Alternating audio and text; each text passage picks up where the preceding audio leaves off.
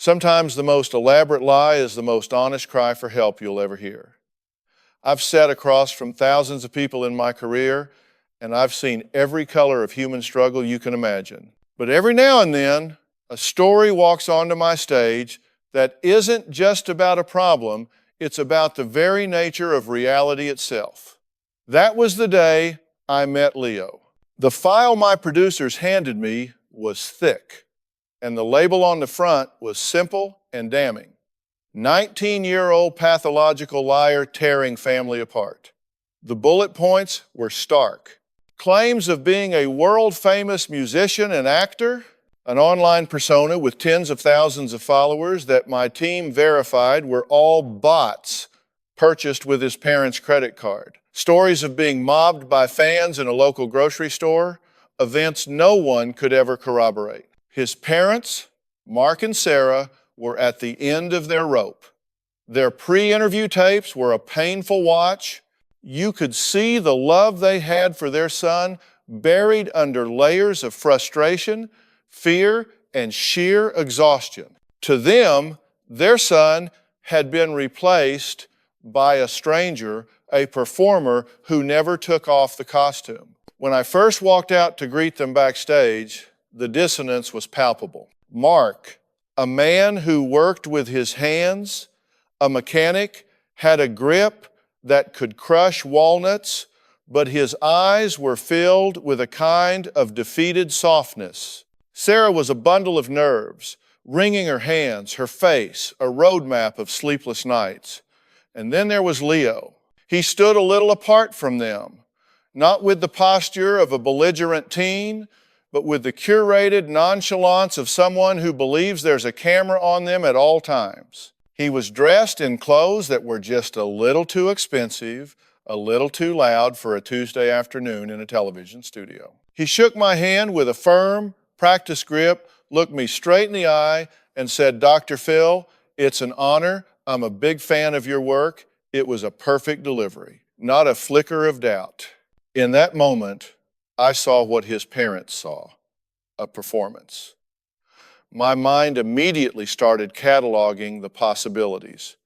Grandiose delusions, narcissistic personality disorder, a potential psychotic break. The classic signs were all there. The problem wasn't that Leo was telling a story.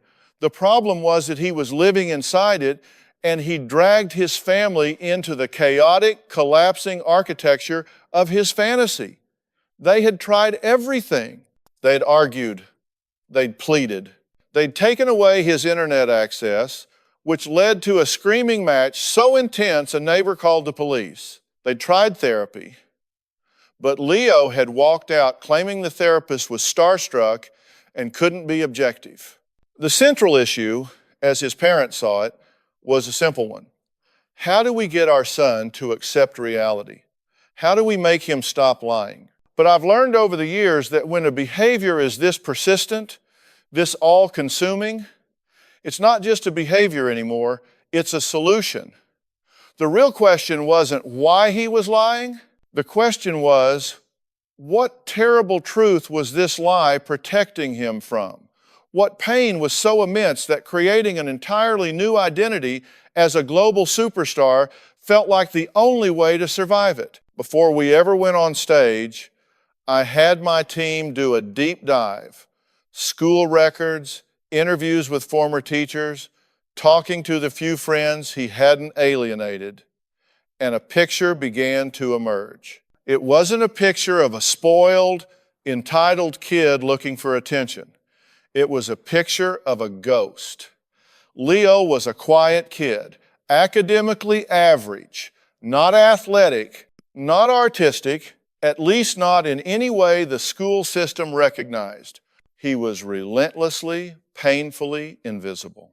Teachers described him as unremarkable. His yearbooks were filled with his school picture and not much else. No clubs, no teams, no candid photos of him laughing with a group of friends. He wasn't bullied, not in the overt, physical sense. He was something worse. He was ignored. He was a footnote in the lives of everyone around him. The fantasy didn't start overnight. It began small. A slightly exaggerated story about his weekend, a new screen name online that sounded a little more interesting than his real one. But then, a few years ago, something shifted. There was a specific period his parents mentioned around age 16 where he became more withdrawn than ever. He spent almost all his time in his room online. When he came out, he was different. The change was subtle at first. He started talking about a new song he was working on. He mentioned a casting call he was considering. His parents, desperate for him to have a passion, any passion, cautiously encouraged it. They thought it was a hobby, a creative outlet. They didn't realize he wasn't building a hobby, he was building a bunker. He was constructing a reality where he wasn't just seen, he was adored, where he wasn't invisible, he was the center of the universe. The more his real life offered no validation, the more ornate and detailed his fictional one became. His parents, Mark and Sarah, made a classic mistake, one that well-meaning parents make all the time. They engaged the delusion on its own terms. When Leo would talk about his manager calling, they would counter with logic, "Leo, the phone didn't ring. We were here all day." When he showed them his social media page with 50,000 followers, Mark would get angry and point out that none of them were real people. "This is fake. It's all fake." When are you going to snap out of it? What they didn't understand is that you cannot reason someone out of a position they didn't reason themselves into. Leo's celebrity wasn't a conclusion he reached through evidence. It was a fortress he built out of desperation. Every time they attacked the fortress with the wrecking ball of reality, they weren't destroying the fantasy, they were validating his need for it. Their attacks became proof that they were, as he started calling them, haters. He co-opted the language of celebrity culture to defend his delusion. They weren't concerned parents, they were saboteurs trying to hold him back from his destiny. I see this pattern all the time. A family system gets locked into a dance.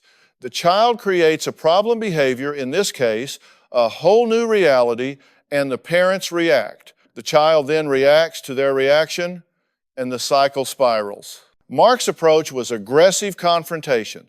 He'd get in Leo's face, demand he admit the truth, and threaten to take everything away. This, of course, was a massive narcissistic injury to the persona Leo had created. Celebrities don't get grounded by their dads. So Leo would retreat, lock himself in his room, and double down on the fantasy, posting online about his difficult family who didn't understand his art. Sarah, on the other hand, tried appeasement. She would gently try to steer conversations back to reality. "Honey, that's a nice story, but what about your application for the community college? Did you work on that?" This was, in some ways, more dangerous. It was a soft denial, a gentle invalidation that felt to Leo like a betrayal. His own mother, his first fan, didn't believe in him. This confirmed his narrative that he was a misunderstood genius, alone against the world. He was a protagonist, and they were casting themselves as the antagonist in his story. The escalation point, the moment this went from a strange family problem to a full-blown crisis, was what I call the proof of life incident. To sustain a fantasy this grand, you need evidence. You need artifacts. Leo started manufacturing them. He used his parents' credit card to buy a high-end microphone and sound mixing software, claiming it was an advance from his record label. Then came the clothes, the designer labels he insisted he needed for press photos. Mark and Sarah would discover the credit card bills, and the fights would be explosive. But the money was just a symptom. The real breaking point was the concert. Leo announced on his social media that he was headlining a secret, exclusive show in a nearby city. He created a professional-looking digital flyer. He spent days preparing for it, locking himself in his room with the microphone, refusing to come out. He told his parents it was a sold-out show, but he had managed to get them 2 all-access backstage passes. He was so proud, so genuine in his excitement. For a fleeting moment, Sarah told me, she almost believed him. She wanted to believe him. The pull of a child's joy is that powerful. Mark, however, was done. He got in the car with Sarah and Leo, determined to call his son's bluff. He drove them to the address on the flyer. It was a derelict, abandoned warehouse with boarded-up windows. There was no stage, no lights, no crowd, just silence and decay. Mark turned to Leo in the back seat, his voice shaking with a mixture of rage and heartbreak. There, Leo. See, it's not real. None of it is real. Now tell me the truth. That was the moment the fragile dam of Leo's psyche broke. He didn't just cry, he screamed. A raw, guttural wail of absolute psychic pain. He accused his father of deliberately sabotaging the concert, of paying someone off to move the venue to humiliate him. He scrambled out of the car and started running down the street, disappearing into the dark. They found him hours later, sitting on a park bench, shivering, talking to himself. That was when they called us. They weren't just trying to stop the lies anymore. They were afraid they were losing their son for good, that he was drifting out into an ocean of delusion so vast they would never be able to reach him again. When they sat on my stage, that fear was a living, breathing entity in the room. It sat between them, a cold, heavy presence. And Leo sat across from them, looking not at them, but at the cameras, as if he were waiting for his close-up. When the lights came up on stage, the tension was so thick you could feel it in the air. Mark and Sarah sat together on the couch, a physical gap between them that spoke volumes about their emotional distance. Leo was in the chair across from me, legs crossed, affecting an air of bored confidence. My first job wasn't to attack the delusion. That's like trying to put out a fire by throwing gasoline on it. My first job was to understand the architecture of the lie. What was it made of? What purpose did it serve? So I started by entering his world, but as an observer, not a participant. Leo, I began, my voice calm and even. I've had my team look at your online presence. You've built quite a following. Tell me what that's like to have that many people invested in your work. His posture changed instantly. He sat up straighter, a small, genuine smile touching his lips for the first time. It's everything he said, the practiced celebrity humility kicking in. You know, you do it for the art, for the connection. The fans, they get me, they see what I'm trying to do. And what is it you're trying to do, I ask. I'm trying to tell stories, he said, his voice gaining passion through my music, my acting. I want to make people feel something, to feel seen. That was the key. Right there. He handed it to me in the first 2 minutes. I want to make people feel seen. The entire fantasy, the elaborate web of lies, the fake followers, the non-existent concerts, it was all a desperate, convoluted strategy to achieve the one thing he felt he never had, the need to be seen. It wasn't about fame or money. It was about existence. In his mind, to be unremarkable was a form of death. Celebrity was the ultimate proof of life. I turned to his parents. Mark, Sarah, you hear that? Your son says he wants to make people feel seen. I let that hang in the air for a moment. Sarah, tell me about Leo as a little boy. Before all this started, was he a child who felt seen? Sarah's eyes filled with tears. She looked at her son, not the performer in the chair, but the memory of the quiet boy in his room. He was always so self-sufficient, she stammered. He never caused any trouble. He was easy. We had his younger sister, and she was a handful. She demanded attention. Leo never did. We thought that meant he was okay. There it was, the origin story. Not a story of abuse or neglect in the traditional sense, but a story of benign invisibility. He was the good kid, the easy one, the child who never made waves and, as a result, never got the focused attention he craved. His needs were quiet, so they went unheard. His successes were modest, so they went uncelebrated. He learned a powerful and dangerous lesson. My authentic self is not worth noticing. My quiet, real existence doesn't register. I turned back to Leo.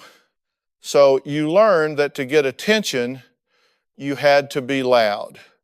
The squeaky wheel gets the grease, right? But maybe you didn't know how to squeak, so you decided to build a whole new wheel, a big, shiny chrome one. He bristled at that. The analysis was getting too close to the bone. I don't know what you're talking about, he said, his defensive wall shooting back up. I am a successful artist. My dad is just jealous of my success. And that was the moment for the confrontation. Not with anger, but with cold, hard, undeniable truth. It's a moment I have to calibrate very carefully. You can't do it too soon, or they'll shut down completely. But you can't wait too long, or you're just enabling the fantasy. Leo, we're going to stop talking about that for a second. I said, my tone shifting from inquisitive to direct. We're going to talk about this. I gestured to the large screen behind us, and on it, my team displayed the evidence. The receipts for the bot farms he used to create his fake followers traced back to Mark's credit card. The geolocation data from his phone on the night of his sold-out concert, showing him sitting alone in a park for 3 hours.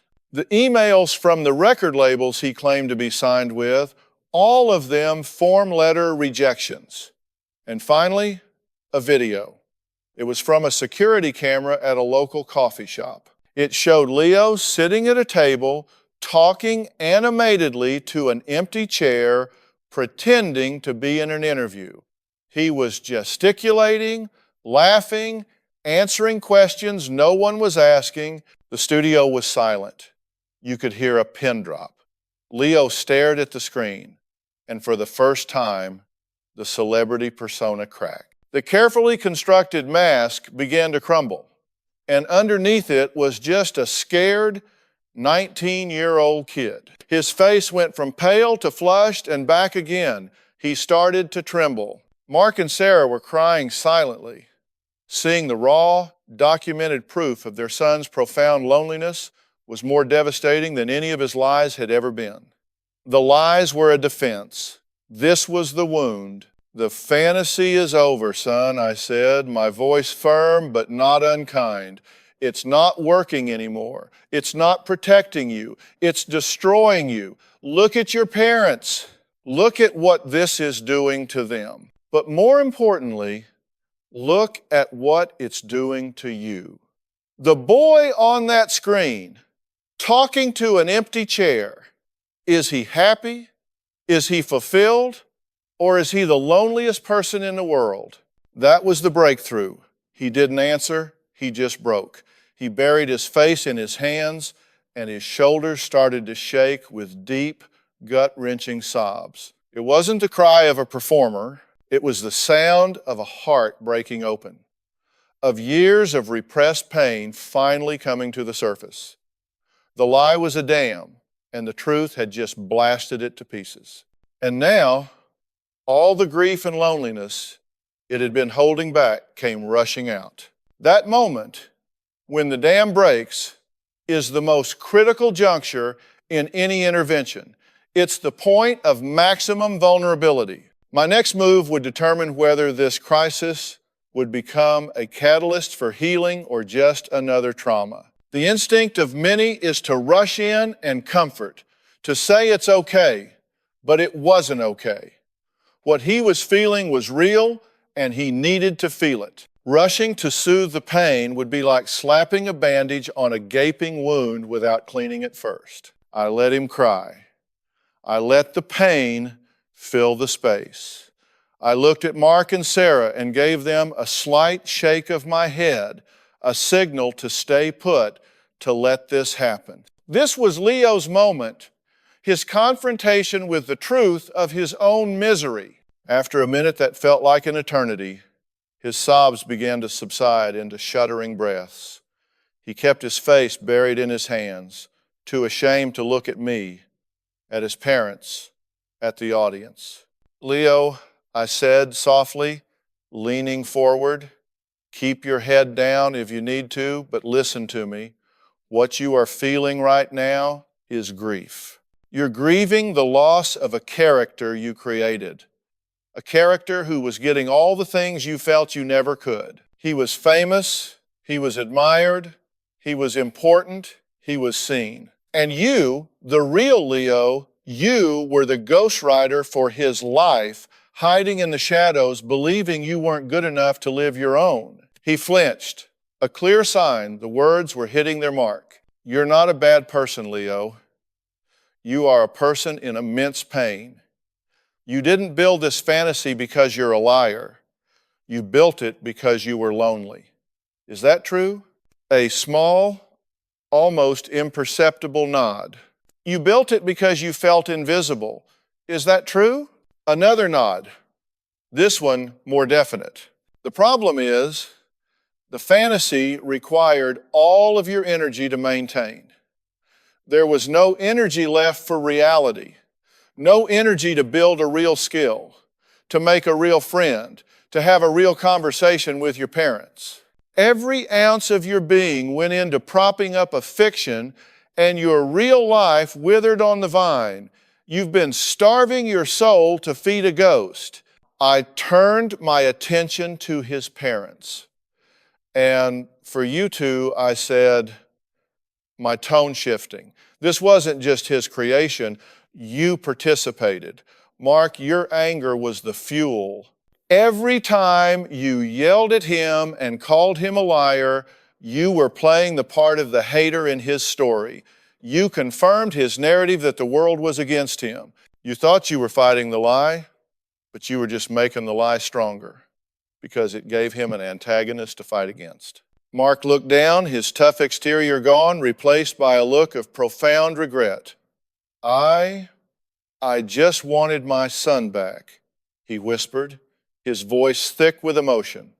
"I didn't know what else to do." "I know," I said.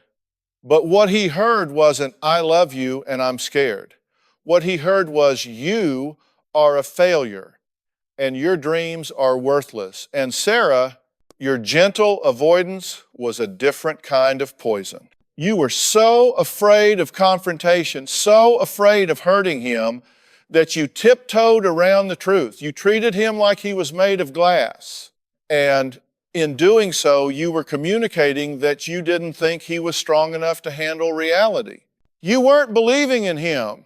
You were enabling a fantasy that was killing him. Sarah openly wept now. I was just so scared of pushing him away completely. And that's a legitimate fear, I acknowledged.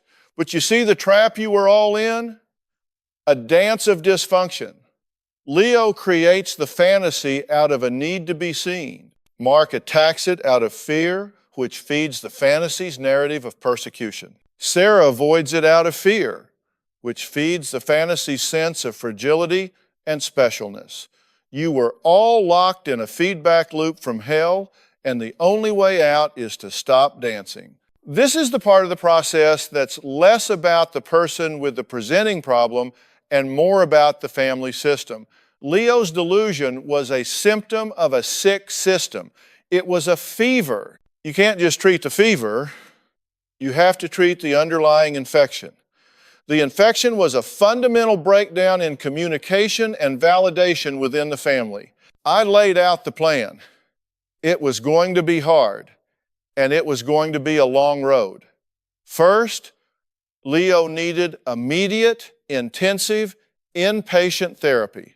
He wasn't just telling lies, he had a fractured relationship with reality.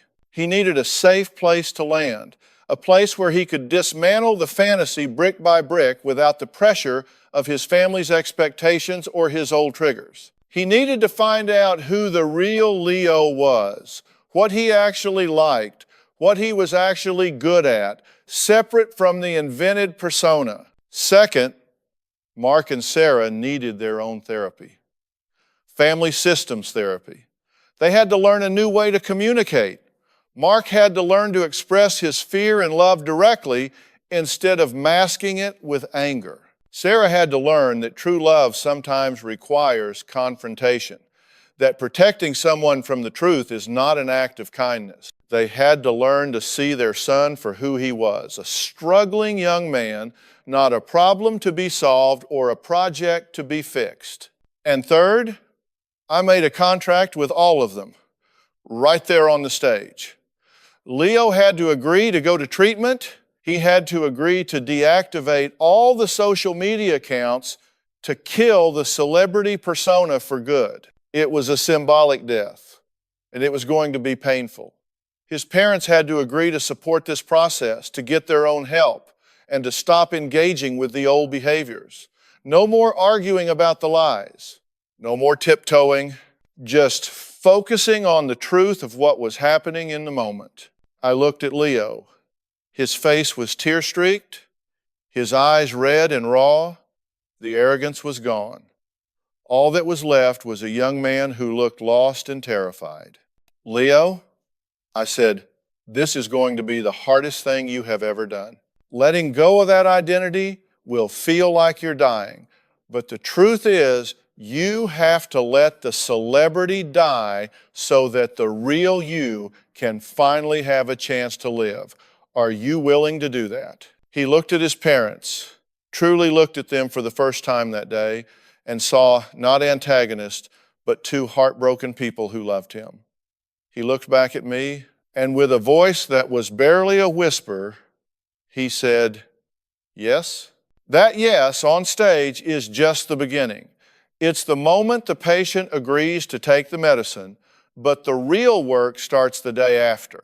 The cameras are gone, the applause fades, and you're left with the quiet, messy reality of recovery. For Leo and his family, the outcome wasn't a Hollywood ending where everything is magically fixed.